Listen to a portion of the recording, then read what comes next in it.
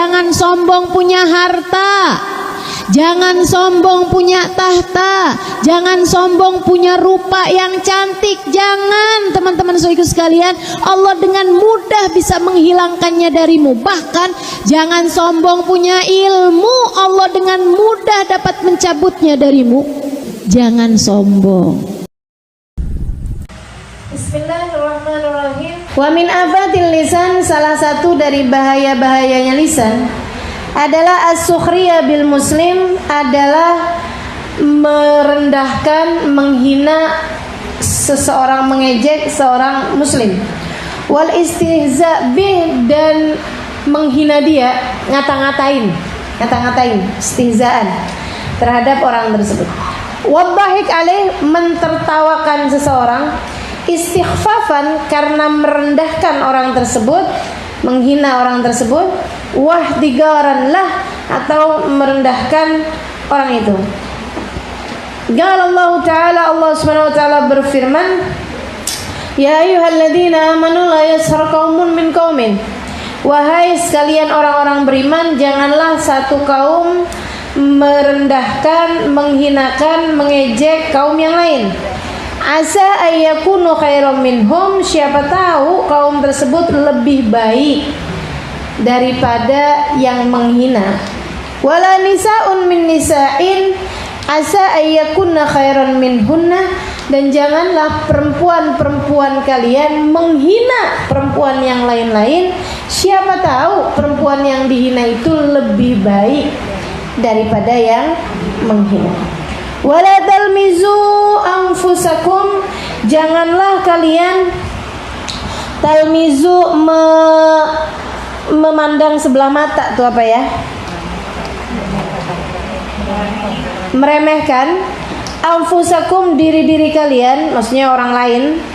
Wala tanabazu bil alqab, janganlah kalian menjuluki orang dengan julukan-julukan yang tidak baik. Bi'salismul fusuq ba'dal iman, itu adalah sejelek-jelek kefasikan sesudah Allah Subhanahu wa taala karuniakan keimanan. Kalian mestinya jagain gitu loh. Jangan sampai kemudian malah menjadikan kefasikan. Nama-nama yang jelek itu adalah seburuk-buruknya kefasikan. Wa man lam yatub fa ulaika humudz zalimun, siapa yang tidak bertaubat maka mereka adalah orang-orang yang zalim. Wa qala alaihi salatu wassalam, dan bersabda pula baginda kita Nabi besar Muhammad sallallahu alaihi wasallam, bihasbimri'in minasyarr an yahgar akhahul muslim, cukup sebagai sebuah keburukan bagi seseorang apabila seseorang merendahkan orang lain atau menghina orang lain sesama muslim, saudaranya sesama muslim. Jadi nggak usah menghina orang, nggak usah jelek-jelekin orang, karena belum tentu kita lebih bagus daripada dia. Emang betul ya. Iya, jadi nggak usah gitu. Kita nggak pernah tahu gitu kan, kita lebih baik apa enggak dari orang lain gitu. Dan ibu-ibu sekalian, ilmu ini seperti yang sering saya sampaikan kepada teman-teman semuanya, bukan untuk melihat orang lain. Ya, si itu tuh kerjaannya suka jelek-jelekin saya. Si ini nih kerjaannya suka merendahkan saya. Bukan. Ilmu ini ada untuk kita mengintrospeksi, menjadi cermin, menjadi kaca bagi kita untuk kita melihat diri kita. Jangan sampai kita mengerjakan yang seperti itu. Saya sekalian saya mengatakan, kita nggak pernah tahu. Jangan mencela orang lain karena dia ahli maksiat. Ada banyak di antara para hamba-hamba Allah Subhanahu wa taala yang kemudian menjadi hamba yang tercinta di sisi Allah sebelumnya adalah ahli maksiat. Banyak loh teman-teman saya sekalian, yang asalnya pemabuk, Fudail bin Iyad salah satunya. Yang asalnya pemabuk, Ibrahim bin Adham salah satunya. Yang asalnya perampok, Abu Bakar ibnul Hawari salah satunya. Sekalian saya muliakan, akan tetapi ketika Allah Subhanahu wa taala mengangkat mereka, memberdirikan mereka, meninggikan derajat mereka, kita ditinggalkan derajat yang jauh di atas kita. Sehingga sekalian saya muliakan, maka jangan pernah remehkan orang lain, entah itu karena dia itu tadi ya ahli maksiat, apalagi kalau kamu meremehkan seseorang hanya karena dia miskin misalnya. Sehingga sekalian saya muliakan, kalau pandanganmu terhadap kemuliaan seseorang itu, kalau kaya berarti mulia, kalau miskin berarti hina, bisa jadi kamu akan lebih memuliakan Abu Lahab, Abu Jahal daripada Nabi Muhammad. Karena siapapun tahu Abu Lahab, Abu Jahal lebih kaya daripada Nabi Muhammad alaihissalam. Jangan sampai kalau kamu dihidupkan di zamannya sahabat, kamu jadi siapa nih kalau kemudian pandanganmu terhadap seseorang tergantung dari berapa banyak dia punya materi. Hati-hati teman-teman saya sekalian, nggak gitu caranya. Jangan hina seseorang hanya karena dia jelek misalnya, gitu ya. Ada berapa banyak hamba-hamba Allah yang soleh-solehah, tapi secara tampangnya dia bukan orang yang cantik, gitu ya. Kalau kemudian pandanganmu terhadap melihat kecantikan itu berarti kalau orang cantik dia mulia dalam pandanganmu, kalau dia jelek dia hina dalam pandanganmu.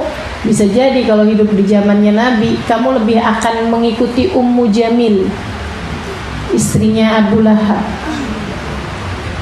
daripada Sayyidah Khadijah, daripada Sulaim, daripada sahabat-sahabat perempuan yang lain.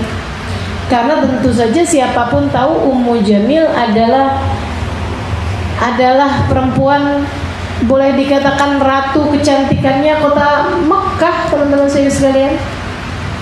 Jangan pandangan kita, jangan hina orang lain hanya karena kemiskinan, hanya karena rupa, hanya karena bahkan maksiat, gitu ya.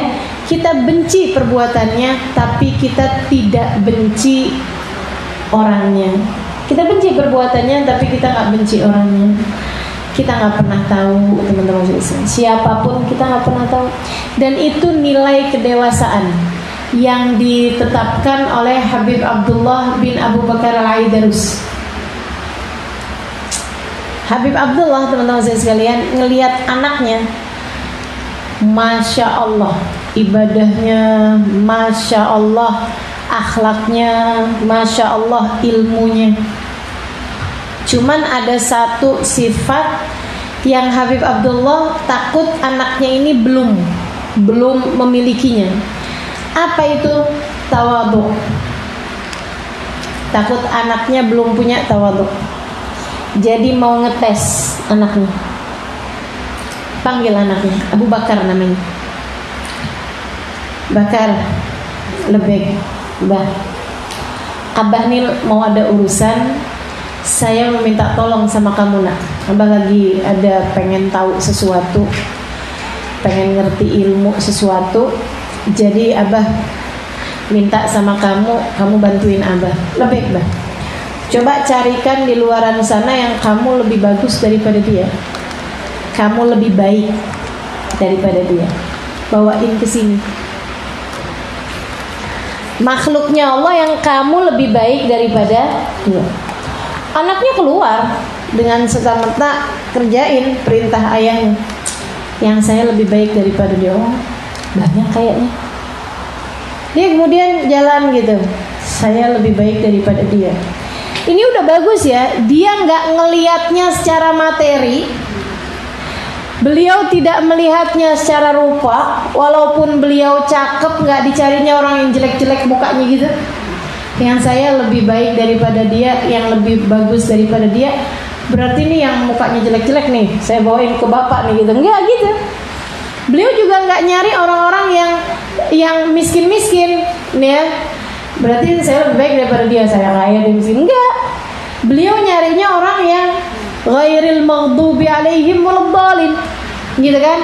Orang yang enggak baik itu adalah maghdub alaihim, orang yang dimurka sama Allah ataupun orang-orang yang sesat jalan.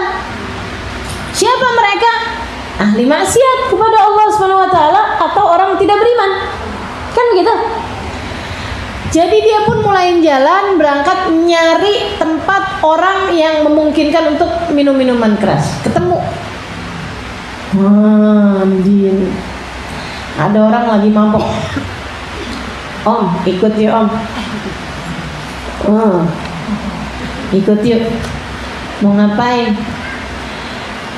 Abah saya lagi mau undang makan. Oh iya deh. Walaupun lagi mabok, kalau urusan makan boleh juga gitu ya. Sambilan agak susah gitu jalannya karena masih lagi mabok, dia pun jalan. Di tengah jalan ingat, beliau nih Abu Bakar bin Abdullah al-Idrusil Akbar ingat bahwasanya dulu Sayyidina Umar juga tukang mabok, teman-teman saya sekalian. Dulu Fudail bin Iyad juga tukang mabok, Ibrahim bin Adham juga tukang mabok. Tapi ketika hidayah Allah Subhanahu wa taala kemudian datang, Masya Allah, Allah naikkan sampai sedemikian rupa. Jangan-jangan nih yang saya bawa ini calon-calon Fudail bin Iyad nih. Jangan-jangan nih yang saya bawa ini adalah calon-calon Umar bin Khattab nih. Jangan-jangan yang sama saya ini adalah orang-orang yang sekarangnya dalam keadaan mabuk, tapi entar-entarannya dia kemudian sadar, dia kemudian dapat hidayah, dia kemudian jadi orang yang Masya Allah. Sehingga sekalian saya muliakan, tengah jalan itu ketika datang pemikiran seperti itu, beliau pun kemudian bilang, maaf ya om, gak jadi om, saya gak jadi kasih makan nih. Iya maaf om. Nah iya nih gak apa-apa. Dia kemudian mau balik ke rumah ayahnya. Dia mau bilang gak ada ya, gak ada orang Islam yang saya lebih baik daripada dia. Tapi terus mikir, tunggu dulu, abah kan gak bilang orang Islam, siapa aja kok, begitu kan ya. Artinya kalau saya bawa orang non muslim juga abah gak apa-apa nih kayaknya. Jadi dia kemudian nyari, teman-teman sekalian, pergi ke tempat penyembahan berhala, maksudnya ke orang-orang yang memang tidak beriman. Nyampe di sana, beliau kemudian bilang sama orang tersebut, Pak, Bapak mau nggak saya undang ke rumah mbah saya? Mbah saya lagi siapin makan. Bapak. Oh gitu. Ini kan nggak mabok ya? Boleh juga. Ini emang jamnya makan siang nih dan saya juga nggak jelas makan di mana, boleh. Bentar ya, saya selesaiin dulu. Ya selesaiin urusannya, habis itu kemudian yuk. Di jalan dia kemudian ingat bahwa ada banyak dari hamba-hamba Allah yang kemudian dicinta sama Allah, yang asalnya juga orang yang kafir kepada Allah. Ketika hidayah datang, teman-teman sekalian, Masya Allah, Masya Allah, Allah kemudian kasih kepada mereka nilai yang sangat besar sekali.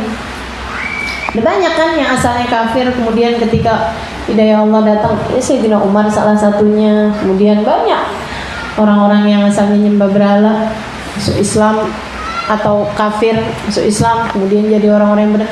Bahkan nih di Indonesia sendiri, pribumi yang asli dari Indonesia kan dulunya kan animisme, nyembah patung, nyembah pohon, nyembah batu, kan gitu ya, gitu. Tapi kan ketika kemudian hidayah datang, Wali Songo datang ke sini, bisa jadi penyebab Islamnya ribuan orang. Nih akhirnya nih anak-anak cucu-cucunya ke bawah-bawahnya, Masya Allah, Masya Allah. Gitu ya, kita nggak pernah tahu. Jadi akhirnya beliau ketika ingat seperti itu, maaf pak, katanya gitu, nggak jadi saya kayak undang bapak. Oh gitu nak, ya udah nggak apa-apa deh, saya balik aja lagi ke sana. Dia pun kemudian balik lagi, nggak ada nih, mau pulang. Dilihatnya ada anjing lagi nyari-nyari makanan tempat sampah, kurapan pula. Ah, kalau ini udah pastilah saya manusia. Walaqad karramna bani Adam. Kata Allah dalam Al-Quran, kami telah memuliakan bangsa manusia. Lagian bapak kan cuman bilang makhluknya Allah, pokoknya siapa aja gitu loh. Siapapun yang kamu lebih baik daripada dia. Kalau sama anjing kurapan pula saya lebih bagus lah daripada dia. Diambil tali, kemudian diikatnya anjing tersebut, nggak pakai sentuh ya. Dia pun kemudian seret-seret tali anjing itu, mau dibawa ke rumahnya. Dia mau bilang sama bapaknya, Pak, nggak ada orang, tapi binatang saya lebih baik daripada dia. Sampai ketika kemudian beliau ingat sama firman Allah SWT, ya laitani kuntu turaba. Ada hari di mana ketika binatang dihisab dengan hisaban sekali, manusia-manusia yang kafir kepada Allah, yang ditetapkan nerakanya, yang gak jelas nasibnya di hari akhirat, mereka akan berkata, ya Allah, andai waktu di dunia aku adalah binatang sehingga hari ini aku dapat menjadi debu seperti mereka. Dia mikir kayak begitu, ya Allah, kalau saya selamat masuk ke dalam surga, saya emang lebih baik daripada dia. Tapi kalau saya sampai nggak selamat masuk ke dalam surga, saya di neraka, saya akan berharap andai hari ini saya adalah dia. Maka bagaimana mungkin saya merasa saya lebih baik daripada binatang ini. Dia pun kemudian melepaskan ikatan binatang tersebut, dia pulang. Dia bilang sama ayahnya, bah, nggak ada. Ternyata semua yang ada di alam semesta ini, saya adalah makhluknya Allah yang paling hina. Semuanya lebih baik daripada saya. Semuanya lebih baik daripada saya. Katanya abahnya, al-an qad sirta rajulan. Sekarang nak, kamu menjadi laki-laki dewasa. Jangan-jangan kita belum ada yang dewasa.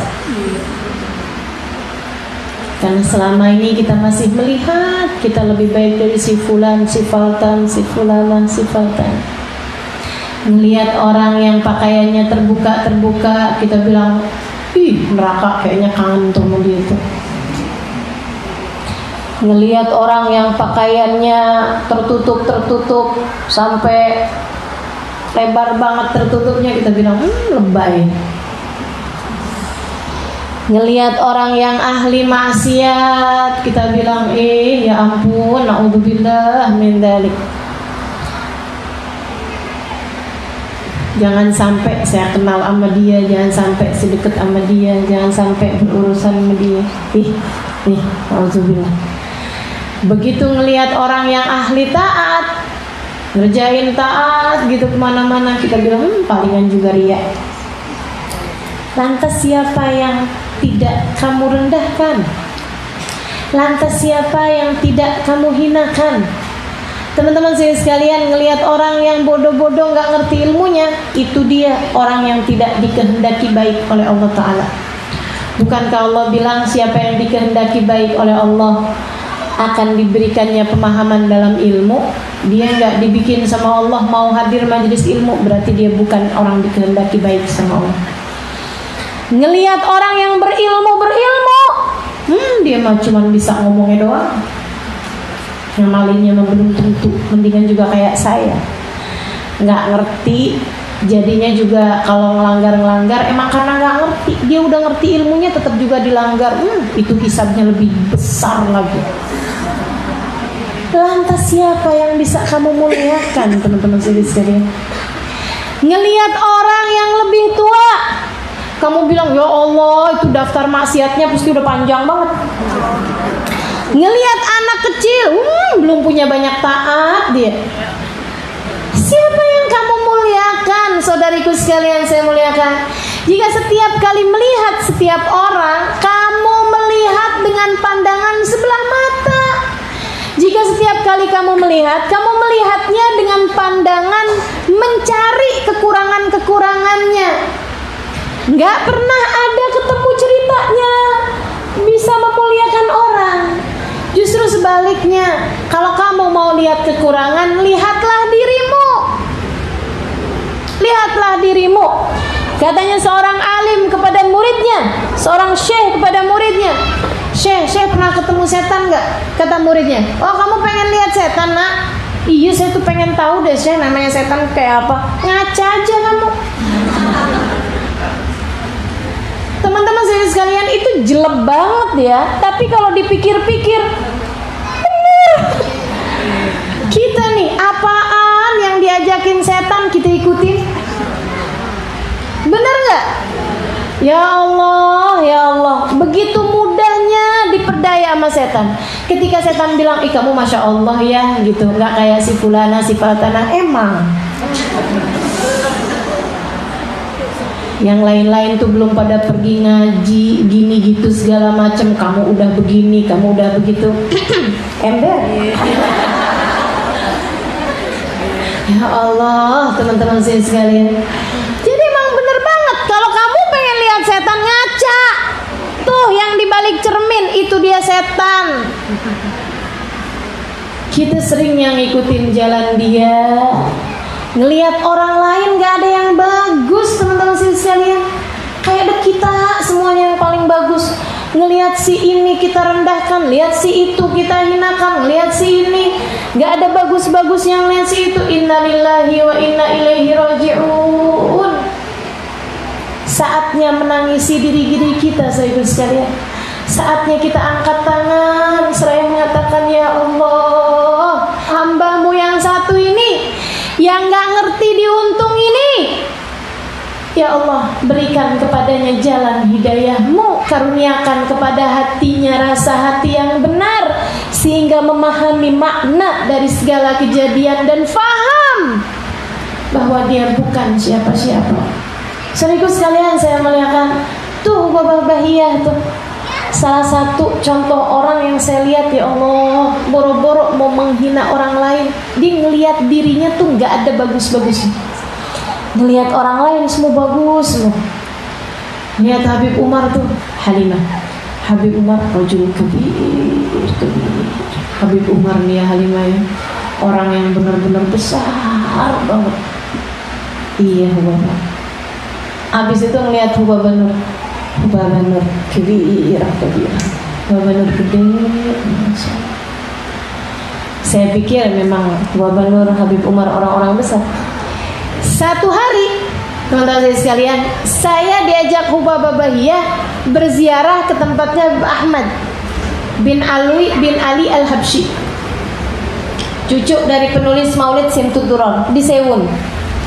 Datanglah saya berziarah ke sana, bertiga aja saya sama Hubaba Bahiyah, ketemu sama Habib Ahmad. Di hadapan Habib Ahmad, Hubaba Bahiyah bercerita. Dia bilang, Ahmad, saya ini beberapa minggu ini saya lagi tinggal di Daruz Zahra. Masya Allah, anak-anak Daruz Zahra itu kayak malaikat-malaikat. Saya kan anak Daruz Zahra, saya langsung. Katanya Hubaba Bahiyah, Ahmad, itu mereka tiap kali saya masuk ke musola selalu ada anak-anak itu sedang ibadah kepada Allah. Saya sampai mikir kapan mereka tidurnya. Masya Allah. Teman-teman sekalian, saya anak Daruz Zahra-nya. Saya juga bolak-balik ke musola juga. Dan memang tiap kali ke musola ada aja anak-anak yang lagi ibadah. Tapi kan ganti-gantian.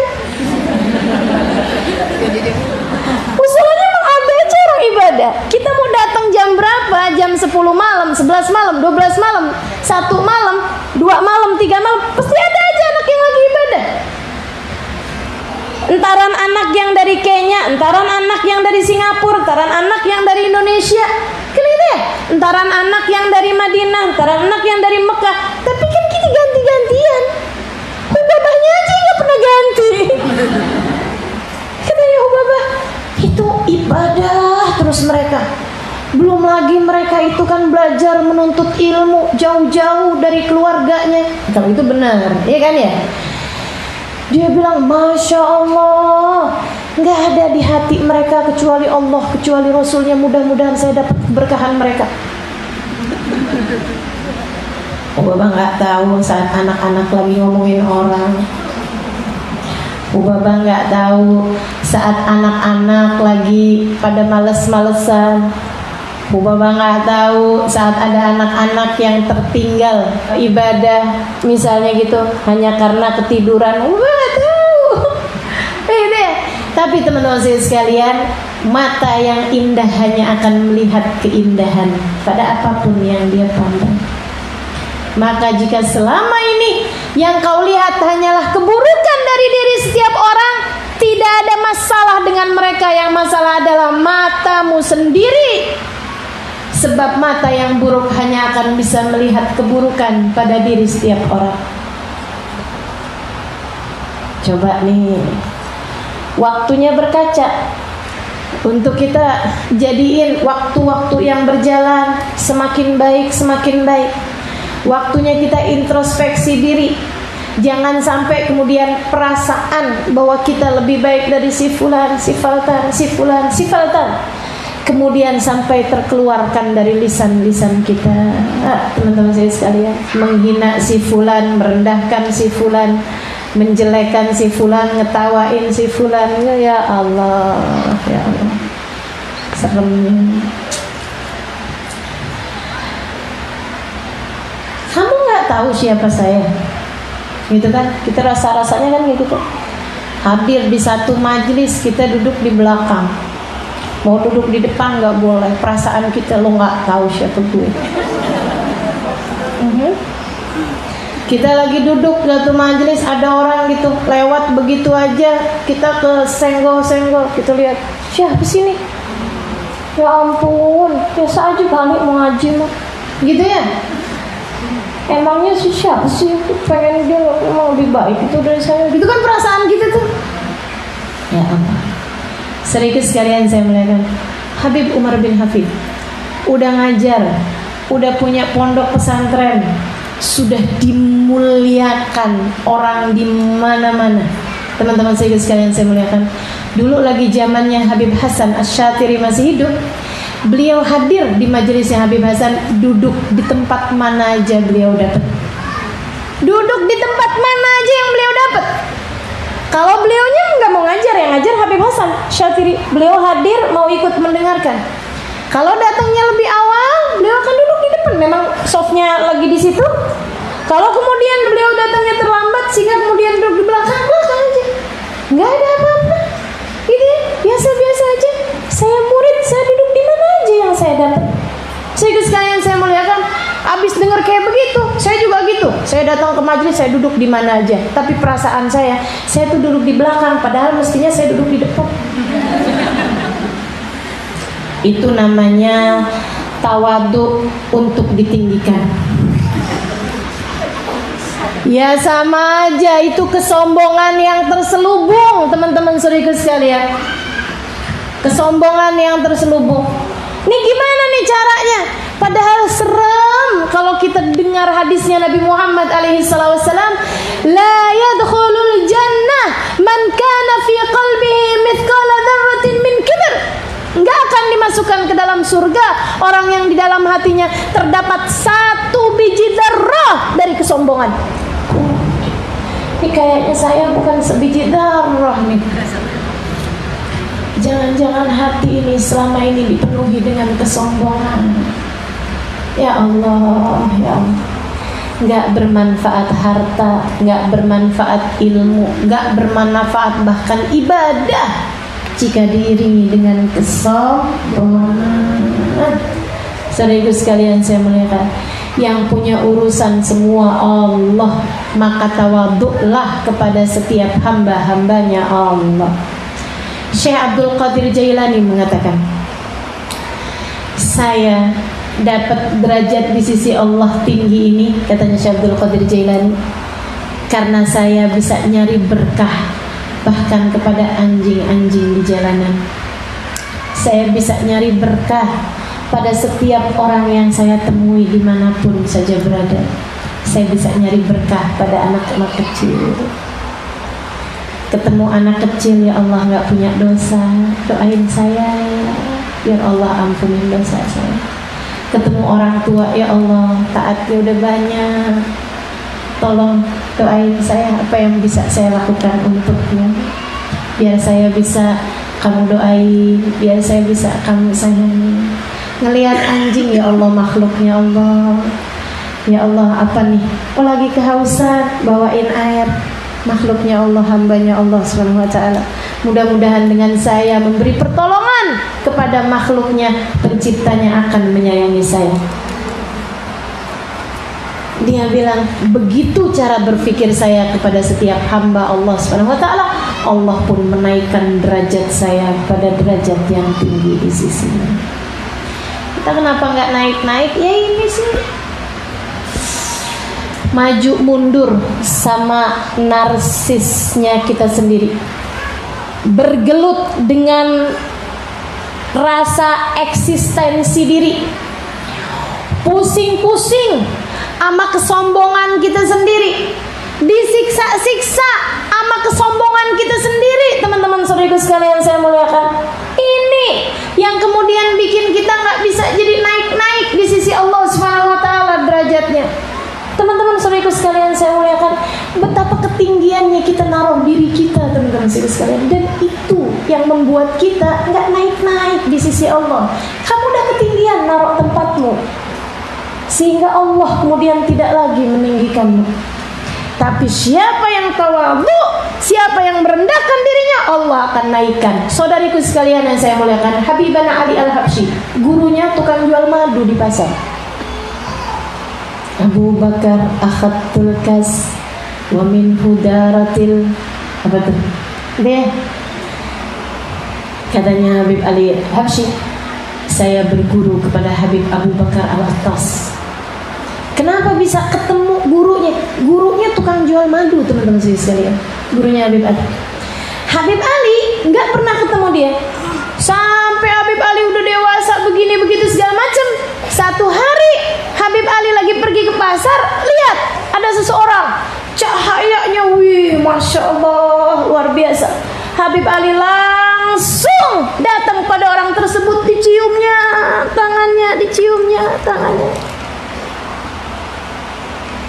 Beliau bilang, anggap saya muridmu, terima saya di sisimu. Orang itu tersenyum, kemudian mengatakan, ya Ali, aku sudah memberi perhatian padamu, bahkan dari sejak kamu masih berada dalam sulbi ayahmu.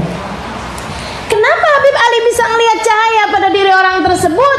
Karena Habib Ali setiap ngelihat orang, lihat cahayanya, teman-teman sekalian. Kalau kita tiap lihat orang, lihat kekurangannya, gimana mau ketemu cahaya? Kalau setiap orang yang kamu lihat kekurangannya, bagaimana mungkin kamu bisa melihat cahayanya? Fokusmu kepada diri sendiri, kamu lihat kelebihannya. Kamu tempatin dirimu ketinggian, teman-teman saudaraku sekalian. Kamu kalau mau nadah sesuatu, mesti naruhnya di bawah, betul nggak? Ada air nih mancur dari atas ke bawah, kamu naruh embernya di atas, ya nggak bakalan bisa penuh, nggak bisa dapat apa-apa, teman-teman sekalian. Kalau kamu mau dapat banyak, taruhlah di bawah. Semakin di bawah, semakin kucurannya nyampe semua kepadamu. Yang tawadhu, sehingga akhirnya kamu bisa dapetin semuanya. Bisa lihat cahaya yang dilihat Habib Ali Habsyi, bisa lihat hamba-hamba tercinta di sisi Allah Subhanahu wa taala. Datang seorang kepada Imamul Haddad, dia bilang, Bib, zaman sekarang nggak ada wali, nggak ada kasih Allah Subhanahu wa taala. Kata Habib Abdullah bin Alawi Al-Haddad, walinya banyak, akan tetapi bagaimana mata yang buta bisa melihat mereka? Walinya Allah banyak, tapi matamu yang kamu lihat dirimu dengan segala kehebatannya, dirimu dengan segala ketinggiannya, dirimu dengan segala ilmu dan ibadahmu, membuat kamu tidak bisa melihat cahaya-cahaya Allah yang ada di hadapanmu. Saudariku sekalian saya muliakan, mari jangan ketinggian lihat diri. Katanya Ubaba Bahiyah, ya Allah Halimah, kalau Allah buka aib-aib kita di hadapan hamba-hambanya, gak akan ada sesiapapun mau duduk di samping kita. Benar banget teman-teman sekalian. Kalau dibuka aib-aib kita di antara hamba-hambanya, apa yang Allah tahu tentang kita dengan segala keburukan kita dibuka di hadapan hamba-hambanya, gak ada yang hadir di majelis saya, gak ada yang mau berada duduk di samping dirimu karena buruknya keadaan kita yang sesungguhnya. Alhamdulillah Allah tutup aib-aib kita. Alhamdulillah. Udah bagus-bagus ditutupin aibnya, jangan kemudian jadi ngeliatin aib-aibnya orang. Aib mereka ada apa-apanya dibandingkan aibmu. Aib mereka nggak ada apa-apanya dibandingkan aibmu. Betul apa enggak? Apakah sesudah kamu mendengar hal yang seperti ini masih juga kemudian ngelihat si fulan, si fulan, iya tuh dia nggak cukup ngormatin saya, dia nggak cukup. Teman-teman saudara sekalian, seberapapun orang merendahkanmu masih kurang rendah dibandingkan dengan hak dirimu sendiri. Kalau ada suamimu lagi marah-marah, kamu memang dasar kurang ajar. Seberapapun dia ngata-ngatain dirimu, sebenarnya itu masih ketinggian dibandingkan dengan hakikat diri kita yang sesungguhnya. Betul nggak? Betul nggak? Betul nggak? Lantas apa hakmu untuk kemudian menjawab? Abang pikir abang juga suami yang benar. Kemudian kamu cari aib-aibnya, kemudian kamu sampaikan padanya. Nggak ada, teman-teman sekalian. Nggak gitu caranya jalanin kehidupan. Tidak begitu caranya menjalankan kehidupan. Yuk, biar cara mikir kita benar. Karena kalau cara mikirmu benar, hidupmu bakalan benar, teman-teman sekalian. Kalau hidup kita benar, cara mikir ke Allahnya benar, semuanya bakalan benar ke depan-depan. Insya Allah. Yuk, belajar untuk memandang diri sesuai dengan hak kita. Katanya guru saya, ada namanya Syekh Umar Al-Khatib. Salah satu dari orang-orang yang saya kagumi keilmuannya, saya kagumi penataan hatinya. Salah satu dari murid Habib Umar bin Hafid terbaik, salah satu dari putra tarim terbaik, orang dengan ilmu yang masya Allah luar biasa, ahli fikih paling terkemuka. Habib Umar kalau nggak bisa ngajar fikih, yang gantiin beliau Syekh Umar Khatib namanya. Pinter banget teman-teman sekalian, pinter pakai banget. Beliau satu hari ngasih ceramah gitu, ngasih kajian. Beliau bilang kayak begini, at-tawadhu minan nabi tawadhu, at-tawadhu minal awliya tawadhu, at-tawadhu min Syekh Abu Bakar bin Salam tawadhu, at-tawadhu min Habib Ali Al-Habsyi tawadhu. Dia bilang amma minnana fahuwa ma'rifat qadr nafs.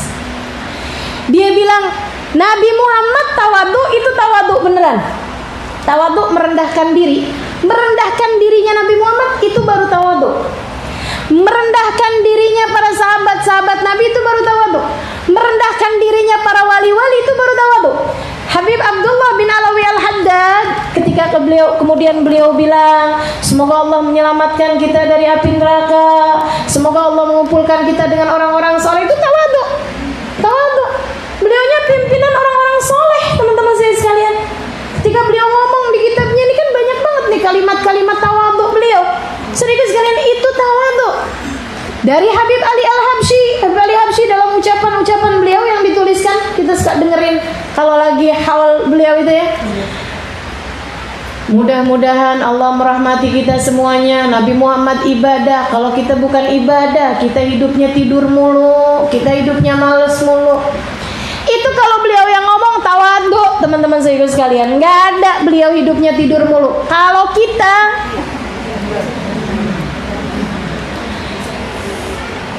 katanya Syekh Umar Khatib, dia bilang tawadhu dari mereka-mereka ketika mereka merendahkan diri.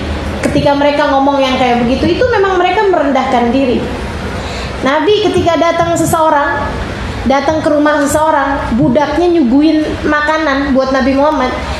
Dia ketika tahu bahwa ini yang datang Nabi Muhammad, Nabinya Allah, orang yang namanya ada di pintu surga, orang yang bawa kita ke surga. Masya Allah, dia bawa nampannya tuh gemeteran. Mau nyuguhin makanan ke Nabi, ketika dia paham siapa Nabi Muhammad, sampai gemeteran. Nabi ketika lihat dia, Nabi Muhammad bilang, haunan alaik, kata Nabi. Innama ana rajulun Quraisy ya'kulul qadid. Bu, yang tenang. Ibu pikir saya siapa?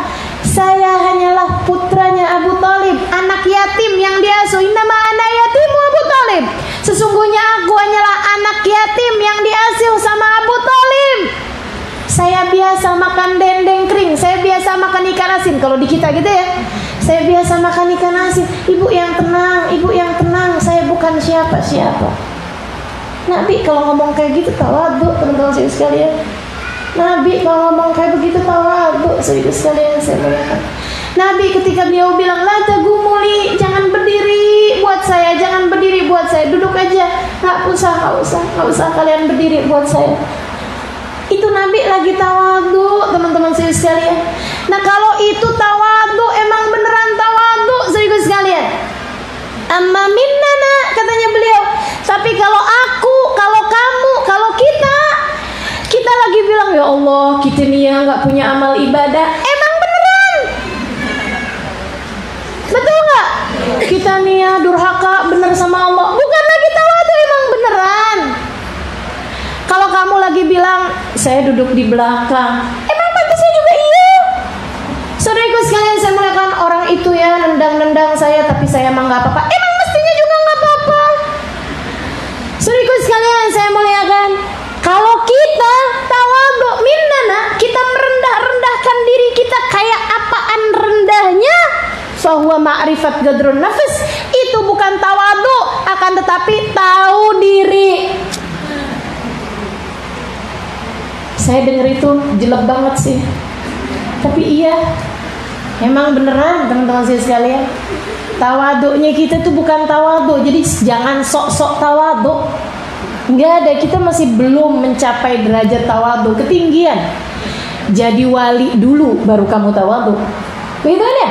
Jadi orang, misalnya nih, orang yang derajatnya 90. Ketika dia kemudian nempatin dirinya di 60, di 50, kan namanya tawadhu. Merendahkan dirinya, derajatnya 90, dia taruhin dirinya 60, kan begitu? Saya melihat.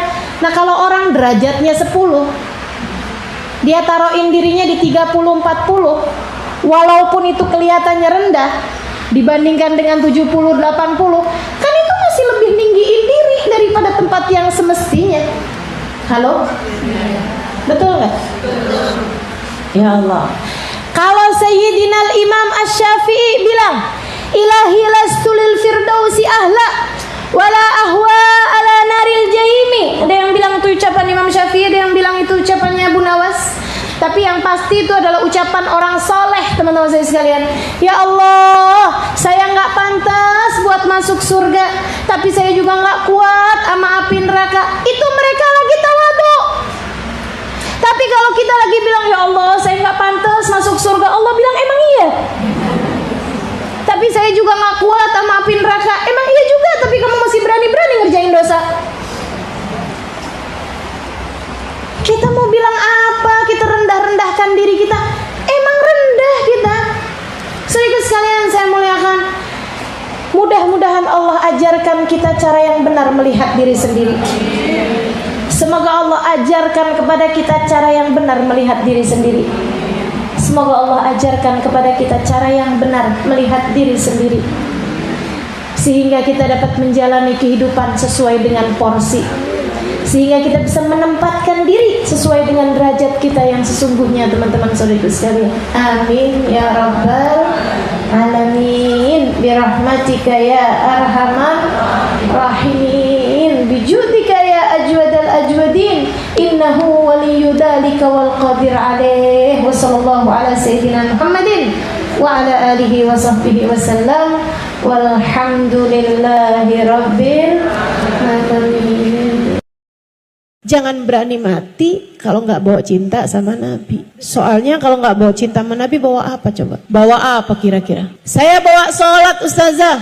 Sholat yang mana? Yang sambil sholat semua pikiran-pikiranmu tetap jalan? Yang sambil sholat hati kadang masih bisa ghibahin orang? Apakah jenis sholat semacam itu yang akan kamu bawa sebagai bekal menuju kematian? Kita mah sholat aja bu, jangan ditinggal juga sholatnya. Akan tetapi layakkah ia sebagai bekal untuk kamu menuju kepada negeri akhirat, selamat dari murka dan berhasil masuk ke dalam surga? Saya rasa sholat kita masih jauh untuk menjadi sholat yang layak membuat kita menerima balasan sebesar itu. Mau bawa apa ke akhirat? Bawa sedekah. Seberapa banyak sedekahmu?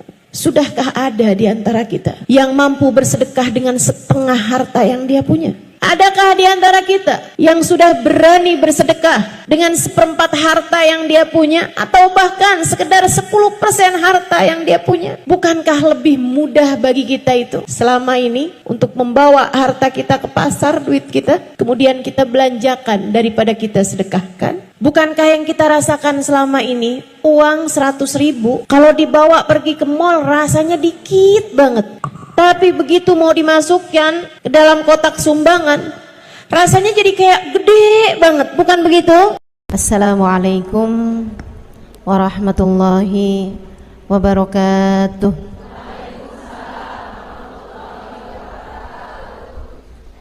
Alhamdulillah, wassalatu wassalamu ala rasulillah Muhammad ibn Abdillah wa ala alihi wa sahbihi wa man wala.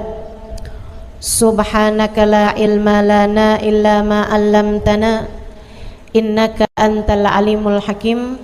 Rabbi shrah li sadri wa yassir li amri wahlul 'uqdatan min lisani yafqahu qawli, amma ba'du. Baik, sebelum kita mulai, kita akan baca niat belajar bersama-sama. Mudah-mudahan ilmunya nanti sekali lagi jadi ilmu yang manfaat buat kita sekalian. Bismillahirrahmanirrahim. Nawaitu ta'allum wa ta'lim wan naf'a wal intifa' wal mudzakarah wat tadhkir wal ifadah wal istifadah wal hidza 'ala tamassuk bi kitabillah wa sunnati rasulillah sallallahu alaihi wa alihi wasallam wa du'a ilal huda wa dilalata alal khair ibtigha'a mardatih wa qurbih wa thawabih wa husnil khatimah ma'al lutfi wal afiyah wa salahil akibah birahmatika ya arhamar rahimin. La hadratin Nabi Muhammad sallallahu alaihi wasallam wa alihi washabihi azwaji wa dzurriyyati wa ahli baiti wasallim wa jamil anbiya wal mursalin wal kulli ajma'in. Anna Allah yaghfiruhum wa yarhamuhum wa ya'li darajatihim fil jannah wa yanfa'una barakatihim wa asrarihim wa anwarihim wa ulumihim wa nafaatihim fid din wa dunya wal akhirah. Al-Fatihah, baca bersama-sama. A'udzu billahi minasy syaithanir rajim. Bismillahirrahmanirrahim. Alhamdulillahi rabbil alamin, arrahmanir rahim, maliki yaumiddin. Iyyaka na'budu wa iyyaka nasta'in. Ihdinas siratal mustaqim, siratal ladzina an'amta 'alaihim ghairil maghdubi 'alaihim waladdallin. Amin. Taqabbalallahu minna wa minkum, taqabbal ya karim.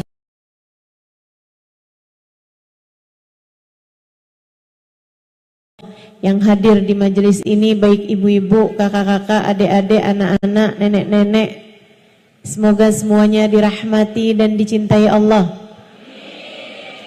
Semoga semuanya disayangi dan disyafaati Rasulullah Baginda Muhammad sallallahu alaihi wa ala alihi wa sahbihi wasallam, sehingga mudah-mudahan di hari akhirat nanti Allah perkenankan kita ada dalam rombongan Nabi besar Muhammad, ada di belakang benderanya Nabi besar Muhammad, termasuk di antara kelompok orang-orang yang diselamatkan Allah Subhanahu wa taala pada hari di mana hanya ada satu kelompok yang diselamatkan Allah, yaitu kelompoknya baginda Nabi besar Muhammad, yang kata beliau, Adam wa man dunahu tahta liwa'i yaumal qiyamah. Nabi Adam dan nabi-nabi yang sesudahnya hanya akan berada di belakang benderaku di hari akhirat nanti. Maka yang ada di belakang Nabi adalah kelompok yang selamat. Siapa yang ada di belakang beliau? Para nabi-nabinya Allah. Siapa yang ada di belakang beliau? Para rasul utusan Allah. Siapa yang ada di belakang Nabi Muhammad? Para wali-walinya Allah SWT. Syekh Abdul Qadir Jailani, Al-Faqih Al-Muqaddam Muhammad bin Ali Ba'alawi, Rabi'atul Adawiyah, sebut nama wali semuanya hanya akan berada di belakang Nabi besar Muhammad. Siapa yang ada di belakang Nabi Muhammad? Para sahabat-sahabat Nabi besar Muhammad sallallahu alaihi wasallam. Sayyidina Abu Bakar ada di belakang Nabi, Sayyidina Umar, Sayyidina Uthman, Sayyidina Ali, Zubair bin Awam, Khalid bin Walid, Zaid bin Haritha, Usama bin Zaid. Para sahabat-sahabat Nabi besar Muhammad sallallahu alaihi wa ala alihi wasallam hanya akan berada di belakangnya Nabi besar Muhammad. Siapa yang ada di belakang Nabi Muhammad? Alun Nabi sallallahu alaihi wasallam, keluarga Nabi sallallahu alaihi wasallam. Sayyidah Fatimah, Sayyidah Zainab, istri Nabi Muhammad, Sayyidah Khadijah, Sayyidah Aisyah, Sayyidah Sofia, Sayyidah Hafsah, Sayyidah Salamah, semuanya akan ada di belakang Nabi Muhammad. Cucu-cucu Nabi Muhammad, Sayyidina Hasan, Sayyidina Husain, Sayyidina Ali Zainal Abidin, Sayyidina Muhammad Al-Baqir, Sayyidina Musa Al-Kadhim, Sayyidina Al-Muhajir Allah Ahmad bin Isa, para habaib-habaib yang mulia, semuanya akan berada di belakangnya bendera Nabi besar Muhammad. Maka orang soleh dari zaman Nabi Adam sampai zaman akhir, yang solehnya semua hanya akan jadi pasukan, rombongan di bawah kepemimpinan Nabi besar Muhammad. Artinya, kalau kita, kalau kamu, kalau saya tidak ada dalam rombongannya Nabi Muhammad, artinya kita tidak termasuk di antara mereka yang selamat. Kita nggak bisa bilang saya nggak harus ada di belakangnya Nabi kok. Saya maunya adanya di belakangnya Imam Ghazali. Imam Ghazalinya ada di belakang Nabi Muhammad. Artinya kalau kamu tidak mau ada di belakang Nabi Muhammad, kamu adanya di belakang Fir'aun, adanya di belakang Abu Lahab, adanya di belakang Abu Jahal, adanya di belakang Namrud, Haman, adanya ikutan sama pasukannya Iblis Al-La'in. Saudaraku sekalian saya muliakan, cuman ada dua kelompok. Kelompok yang selamat ada di belakang Nabi Muhammad. Kelompok yang tidak selamat ada di belakang orang-orang yang dimurka oleh Allah SWT, yang Allah sebut dengan siratal ladzina an'amta alaihim, kelompoknya Nabi Muhammad, maghdubi alaihim waladdallin, kelompok-kelompok yang tidak berada di belakangnya Nabi besar Muhammad. Semoga kita semua, anak-anak kita, cucu-cucu kita, orang tua kita, suami kita, semua orang-orang yang kita sayangi, semuanya tidak terhalang dari berada dalam rombongan Nabi besar Muhammad. Ustazah, memangnya muat semuanya tuh? Muat semuanya. Muat semuanya, sampai ke anak-anak cucu kita semuanya muat untuk ada dalam rombongannya Nabi Muhammad. Cuman ada yang di depan, ada yang di tengah, ada yang di belakang gitu. Biar kata di belakang gak apa-apa deh, yang penting masuk gitu. Saudaraku sekalian, kenapa gitu? Sebab Nabi Muhammad adalah manusia yang terindah, manusia paling tercinta di sisi Allah, manusia yang Allah Subhanahu wa ta'ala jadikan sebagai pemimpin seluruh umat manusia dari dunia hingga kelak di hari akhirat. Sangat indah. Kayak apa sih nih? Biar kita cinta menabi, biar kalau kita cinta di akhirat semoga kita semua ada di belakang Nabi Muhammad. Seperti apa keindahan Nabi Muhammad? Sebab ada istilah tak kenal maka tak sayang. Kita meminta kepada Allah Subhanahu wa taala, semoga Allah jadikan hati kita semakin hari semakin sayang sama Nabi Muhammad. Semakin hari semakin cinta sama Nabi Muhammad. Semakin hari semakin rindu kepada Nabi besar Muhammad. Semakin hari semakin dekat dengan baginda Nabi besar Muhammad. Sehingga mudah-mudahan di dunia kita hidup dengan mengikuti jalannya. Di akhirat nanti kita pun akan ada dalam rombongan beliau insyaallah. Amin ya rabbal alamin. Alangkah indahnya dirimu, wahai baginda Nabi besar Muhammad sallallahu alaihi wasallam.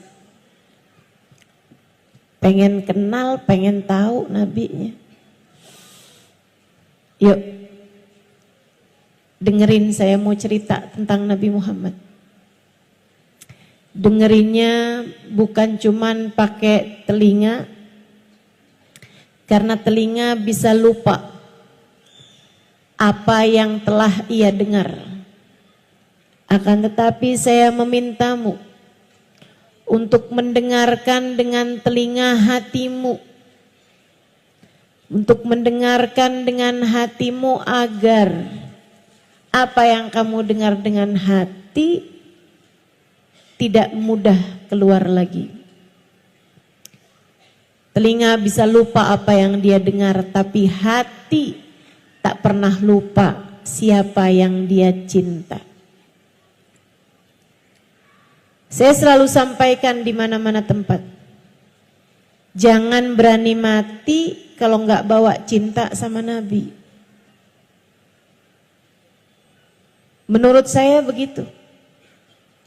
Saya nggak akan berani mati kalau nggak bawa cinta sama Nabi.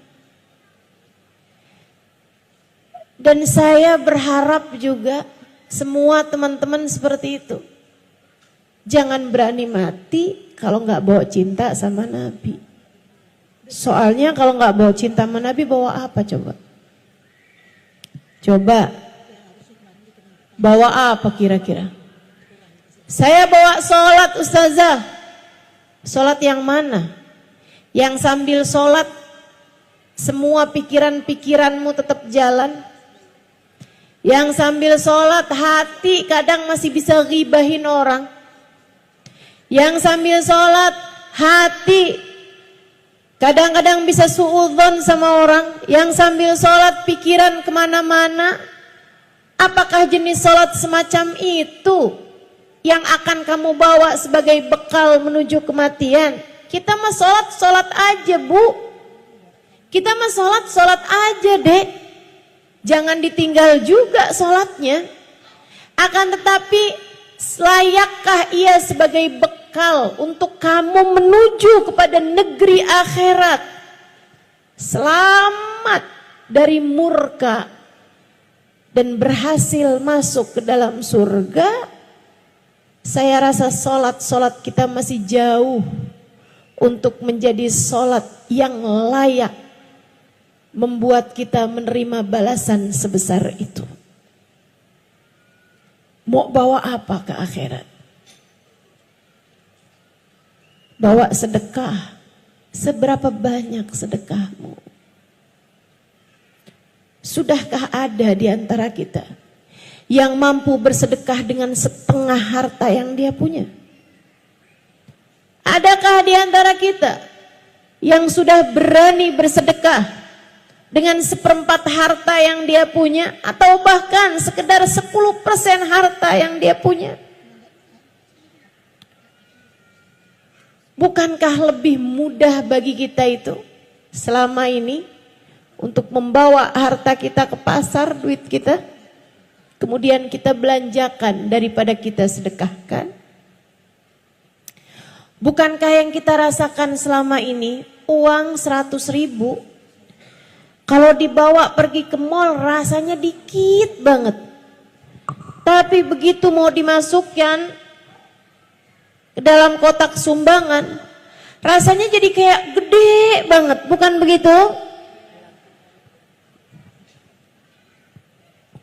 Saudaraku sekalian yang saya muliakan, mau pulang bawa apa? Bawa sedekah, saya rasa belum layak. Saya adalah istri yang solehah. Saya akan boleh masuk surga dari pintu manapun yang saya inginkan sesuai dengan janji Nabi Muhammad. Betul, nabinya berjanji seperti itu, iya. Tapi sesolehah apakah dirimu itu terhadap suamimu? Pernah nggak suami manggil, kamu masih sibuk pegang handphone? Iya. Betapa seringnya kita selama ini menyia-nyiakan suami kita. Saya sih belum berani bawa apa-apa buat mati. Satu-satunya harapan saya, satu-satunya andalan saya, satu-satunya tabungan saya, satu-satunya simpanan saya adalah baginda Nabi besar Muhammad, yang dalam keadaan apapun selalu berkata, ummati, ummati, ummati. Yang dalam keadaan seganas apapun, sedahsyat apapun, se-ekstrim apapun, Nabi tak pernah lupa kepada kita umatnya. Kita hanya perlu memastikan bahwasanya saat kita mati nanti ada cinta di hati kita kepadanya. Kita bawa masuk ke dalam alam kubur kita. Kita bawa masuk untuk perpisahan kita dengan dunia yang fana ini. Saudaraku sekalian saya muliakan, kita pengen tahu nih nabinya kayak apa. Biar gede cinta kita kepadanya. Biar semakin besar sayang kita padanya. Saudaraku sekalian, katanya sahibul maulid ad-dibai, kana sallallahu alaihi wasallam ahsanan nasi khalqan wa khuluqa wa ahdahum ilal haqqi sabqa. Nabi Muhammad sallallahu alaihi wasallam adalah manusia yang paling indah, paling cakep. Apanya? Khalqan, penciptaannya, fisiknya, zahirnya, wa khuluqan, dan akhlaknya, kepribadiannya, karakternya, hatinya, zahir, batin, semuanya paling indah, paling cakep. Apanya? Mukanya paling cakep, badannya paling cakep, bentuk tubuhnya paling cakep, akhlaknya juga paling cakep, senyumnya paling cakep, tatapan indahnya paling cakep, semuanya cakep. Sallallahu alaihi wa ala alihi wa sahbihi sallam. Katanya Sayyidina Hasan Sayyidina Hasan bin Thabit alaihi ridwanullah, seorang pujangga Arab. Beliau mengatakan tentang Nabi Muhammad, wa ahsanu minka lam tara qattu ainu wa ajmal minka lam talidin nisa'u wa ajmalu minka lam tara qattu ainu wa ahsanu minka lam talidin nisa'u. Kata beliau, yang lebih cakep darimu wahai Nabi, mustahil ada mata manusia siapapun yang pernah memandangnya. Tak akan pernah ada mata memandang wajah lebih indah daripada wajahnya Nabi besar Muhammad. Wa ahsan minka, yang lebih baik darimu wahai Nabi, lam talidin nisa'u, tidak akan pernah dilahirkan seorang wanita. Khuliqta mubarra'an min kulli aibin ka'annaka qad khuliqta kama tasha'u. Engkau wahai Nabi terlahir tanpa celah. Engkau wahai Nabi terlahir tanpa ada kurangnya. Engkau wahai Nabi Muhammad terlahir tanpa memiliki aib. Ka'annaka qad khuliqta kama tasha'u, seolah-olah engkau lahir sesuai dengan pintamu. Kalau ada orang sebelum lahir boleh pesan dulu. Kamu misalnya sebelum lahir nih, kamu ditanya duluan, kamu pengen mata kayak gimana? Pengen hidung kayak gimana? Pengen mulut kayak gimana? Pengen badan kayak gimana? Itu yang akan lahir yang seperti Nabi Muhammad SAW. Kayak boleh dapat pesen gitu. Nabi kita Muhammad SAW, keindahan beliau. Nabi Muhammad kulitnya putih. Bukan putih kayak putih pucat gitu, bukan. Putih kemerahan. Apabila beliau sedang malu atau sedang marah, ada semburat merah di pipi beliau sallallahu alaihi wasallam. Merona merah pipi beliau sallallahu alaihi wa ala alihi wasallam. Wajahnya lebih kebulat daripada memanjang. Para sahabat meriwayatkan, kami kalau melihat Nabi lebih kebayangnya kepada bulan purnama. Alisnya seperti nun, hidungnya seperti alif, bibirnya seperti mim. Saudaraku sekalian, alfiyul anfi, mimiyul fami, nuniyul hajib. Hidungnya seperti alif, kecil, mancung, tinggi. Gak kayak saya. Saya lebih mirip huruf ta. Lebar dan berbaring. Alhamdulillah. Gak apa-apa. Yang beginian ini kita gak harus contoh. Gak harus, oh Nabi mukanya kayak gitu, saya pengen juga ah. Nabung, pergi ke dokter, operasi plastik. Biar hidungnya kayak hidung Nabi, huruf alif. Alisnya kayak alis Nabi, huruf nun yang terbalik. Bibirnya penuh, merah. Saya sulam aja deh kalau gitu. Nggak perlu. Kita nggak perlu mencontoh wajah Nabi besar Muhammad sallallahu alaihi wa ala alihi wasallam. Yang kita perlu adalah mencontoh akhlak beliau sallallahu alaihi wasallam. Yang perlu kita contoh adalah cara Nabi Muhammad mempergunakan matanya, mempergunakan hidungnya, mempergunakan telinganya. Itu yang perlu kita contoh.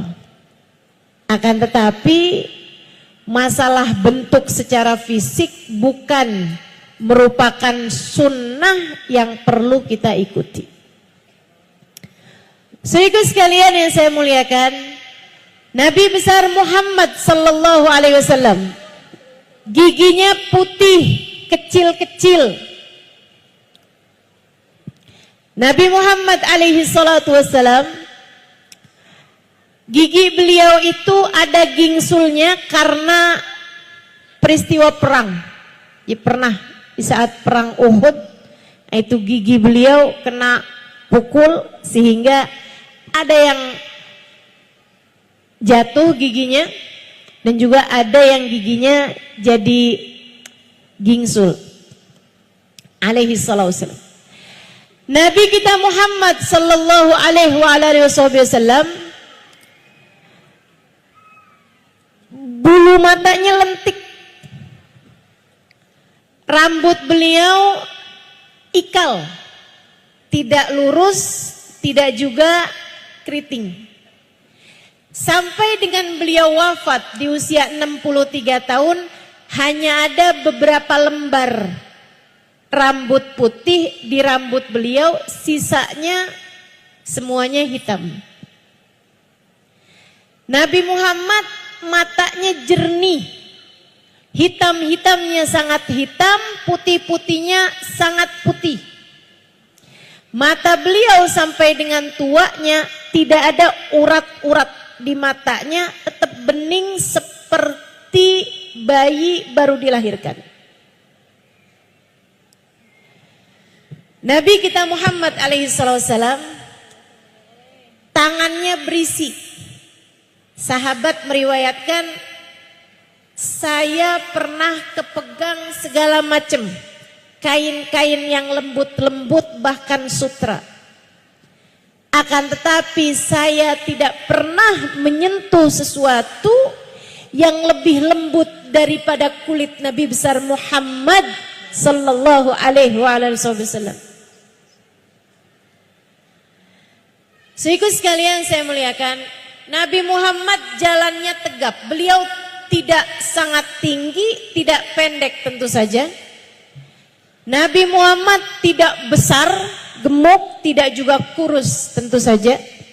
Nabi Muhammad proporsional, akan tetapi meskipun beliau bukan yang paling tinggi, dimanapun saja beliau berada bersama dengan para sahabat-sahabatnya,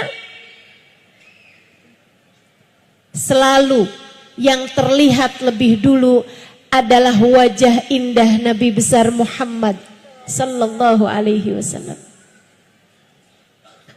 Jadi mau lagi kumpul berapa ribu orang juga, ada di antara mereka yang tinggi-tinggi juga, mata tuh kalau udah ada kumpulan, ada nabinya, pasti yang kelihatan duluan adalah Nabi besar Muhammad. Idza jalasa fi majlisihi baina ashabihi ka'annahul qamar bainal anjumiz zuhur. Nabi kalau sedang kumpul bersama dengan para sahabat-sahabatnya seperti purnama di antara bintang gemintang di angkasa di kala malam.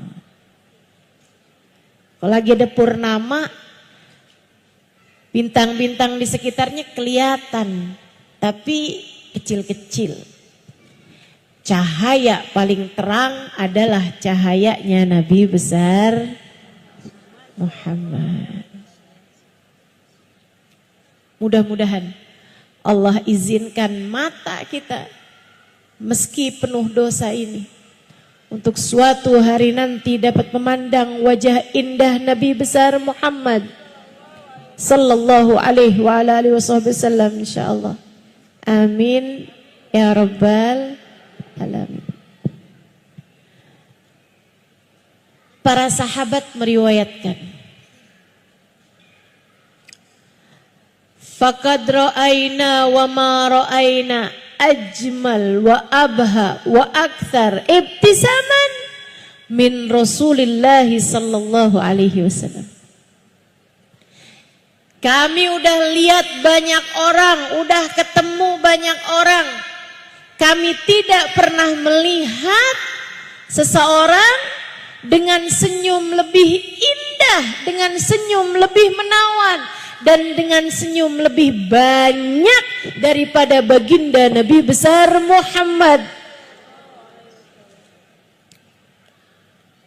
Ma tahaddatha bihadithin illa wattabassam. Tidaklah Nabi mengucapkan satu ucapan, melainkan ucapannya selalu diiringi dengan senyuman. Nabi itu ketemu sama siapa aja, senyuman duluan tersungging dari wajah indah beliau. Ini bisa kita contoh. Yang ini bisa kita contoh. Bu, kalau ketemu anak senyum apa? Anak tuh kangen loh disenyumin sama ibunya. Biar kalau kamu gak ada nanti, anak setiap ingat kamu kebayang senyummu. Jangan sampai kamu meninggal dunia, anak kalau ngebayangin kamu lagi marah mulu.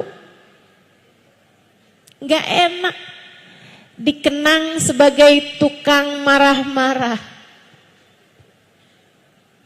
Alangkah indahnya kalau kita dikenang sebagai seseorang yang senantiasa tersenyum ketika berjumpa dengan siapapun. Para istri, belajar senyum di hadapan suami. Kamu kok aneh, suamimu seneng sama perempuan lain, sementara kamu tiap ketemu sama suami gak pernah senyum? Suami mana yang seneng dicemberutin? Atau nih, kamu senyumnya hanya pada tanggal-tanggal tertentu. Kalau tanggal tua suka rada susah disuruh senyumnya. Yuk belajar dari Nabi besar Muhammad sallallahu alaihi wasallam, selalu tersenyum pada siapapun. Bahkan kepada anak-anak, bahkan kepada nenek-nenek, bahkan kepada orang-orang tua, kepada siapapun. Bahkan kepada pendosa, bahkan kepada orang kafir yang menyakiti beliau. Senyum beliau tak pernah hilang, teman-teman saudaraku sekalian. Semoga Allah mampukan kepada kita untuk melaksanakan adab dan akhlak mulia ini, insya Allah. Amin ya rabbal alamin. Saudaraku sekalian yang saya muliakan, ini Nabi Muhammad alaihi salatu wassalam bersama dengan keindahan fisik beliau juga Allah subhanahu wa ta'ala karuniakan keindahan yang tidak diberikan Allah kepada selain beliau alaihi salatu wassalam. Kalau ditanya ustazah, tunggu nih ustazah, Nabi Muhammad kata ustazah cakep, gak ada yang lebih cakep dari Nabi. Iya. Nabi Yusuf gimana ustazah?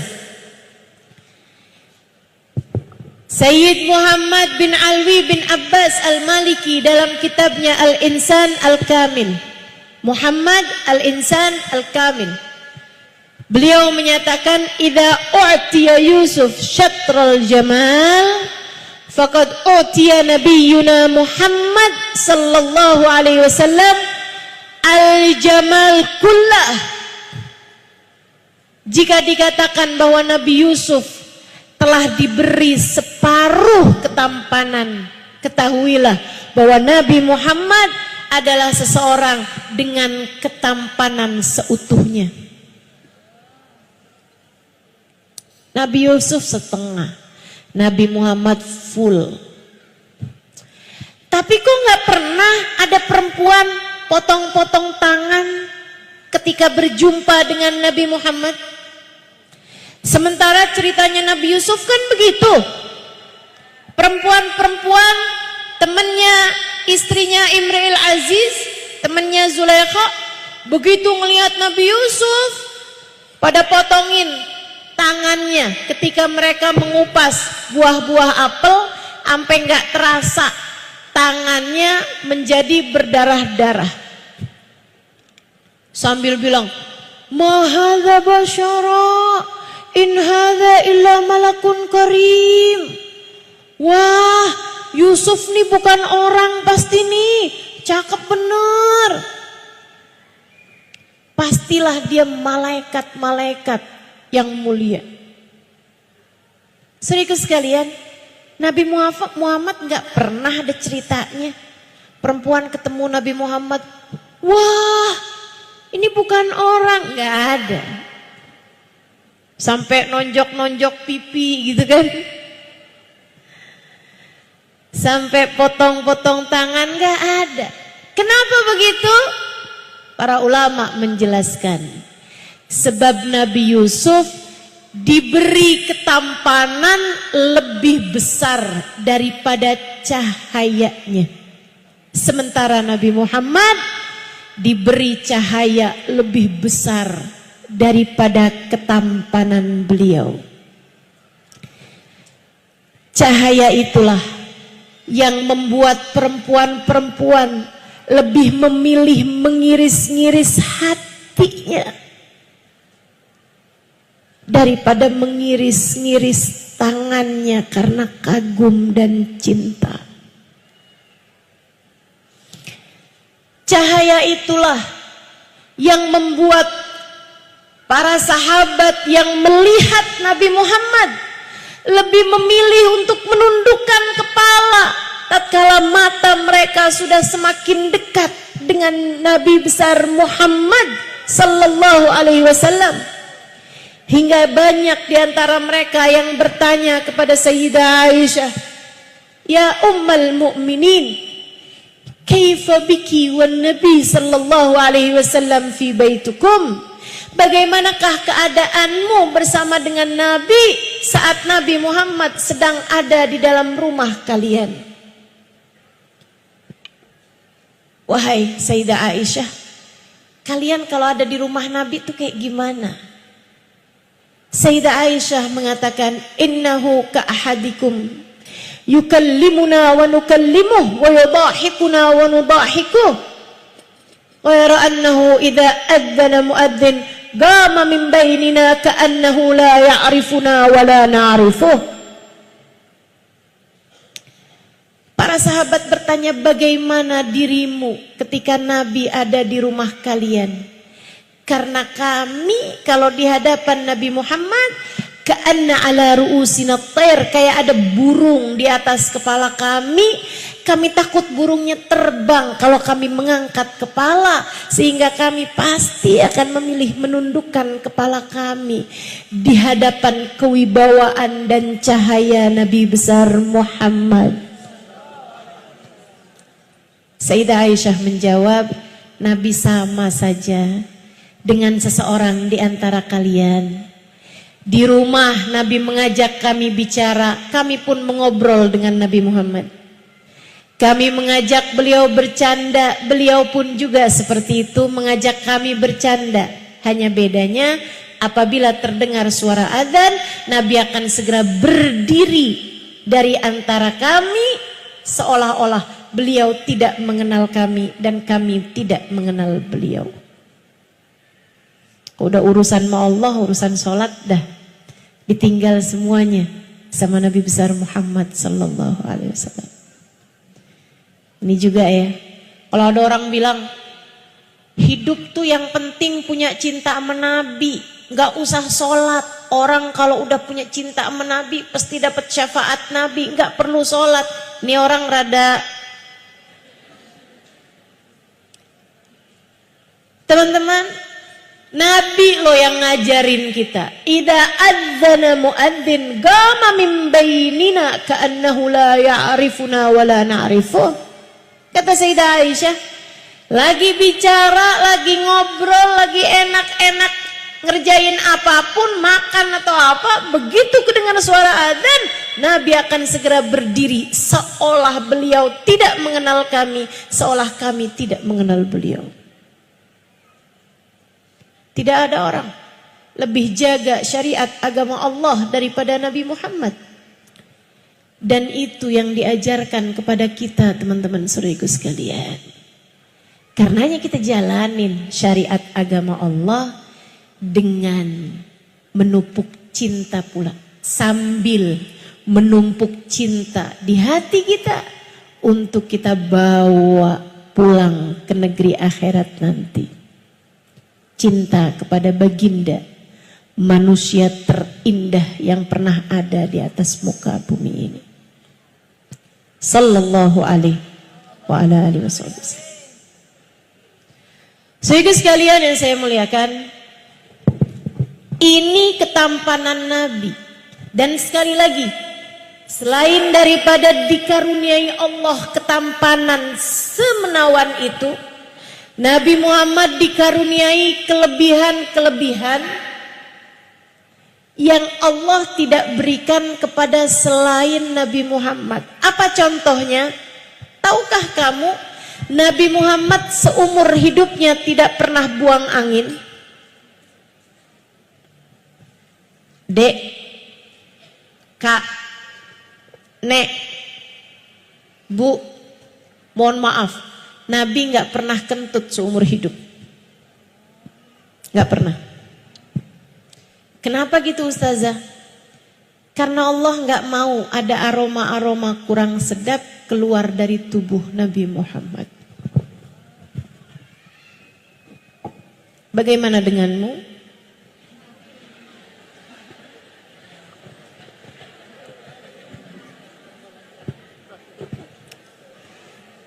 Jangan sok-sokan menganggap diri cakep. Begitu kentut yang di samping-samping pergi semua. Udahlah, kita mah terima aja Bu. Segini-gininya ini yang Allah kasih buat kita. Kalau mau keren tuh Nabi Muhammad alaihi salam. Masya Allah. Kok ya Allah tuh ya bikin Nabi sesempurna itu gitu. Mataza'aba qattu taha mutlaqan abada. Bukan hanya nggak pernah buang angin, Nabi Muhammad juga nggak pernah sendawa. Nabi nggak pernah bersendawa. Habis makan? Itu kan kalau bersendawa tuh kalau habis makan pete aromanya. Kalau habis makan ikan asin, baunya luar biasa. Nabi Muhammad tidak pernah bersendawa. Teman-teman sekalian, Nabi Muhammad bersin iya. Makanya orang tuh kalau lagi bersin disunahkan untuk mengucapkan Alhamdulillah. Nabi juga tidak pernah menguap, mata sa'ab, nggak pernah nguap. Seumur hidup nggak pernah nguap. Karenanya nguap itu adalah sesuatu hal yang kurang baik. Kamu kalau terpaksa nguap, tutupin mulutnya. Kalau bisa tahanin nguapnya, mulutnya jangan terbuka. Biasanya kalau kita tahanin, hidungnya yang jadi mengembang. Cobain.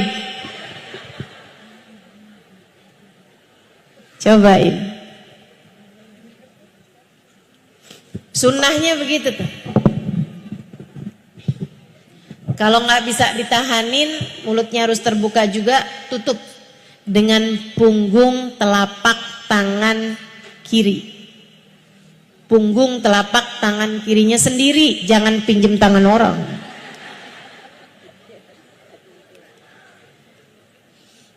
Nabi Muhammad sallallahu alaihi wasallam tidak pernah dihinggapi lalat. Gak pernah. Seumur hidup gak pernah ada lalat hinggap di tubuh beliau yang mulia.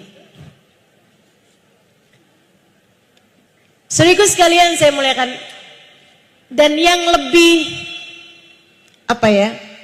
ajaib, Nabi itu kalau buang hajat nggak pernah ada bekasnya. Kok bisa Ustazah? Nah ini cerita dari Sayyidina Ibnu Mas'ud alaihi ridwanullah. Makanya teman-teman, kalau ada orang zaman-zaman sekarang nih yang suka ngaco-ngaco aja bilangnya, jangan berlebihan kepada Nabi Muhammad. Nabi Muhammad itu hanyalah seorang manusia. Nabi Muhammad bukan Tuhan. Ya betul itu mah. Siapa juga yang pernah bilang Nabi Muhammad Tuhan? Kalau Tuhan nggak nikah, kalau Tuhan nggak punya anak. Sehingga sekalian saya muliakan, innahu basyarun lakal basyari, innahu kal yaqut bainal ahjari. Nabi Muhammad memang manusia, tapi tidak seperti manusia. Manusia mana yang seumur hidup nggak pernah nguap? Manusia mana yang seumur hidup, mohon maaf, nggak pernah buang angin?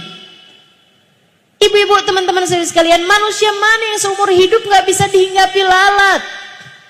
Nabi Muhammad memang manusia, akan tetapi tidak seperti manusia. Perumpamaannya kaliyakut bainal ahjari, seperti berlian di antara batu koral. Yang batu koral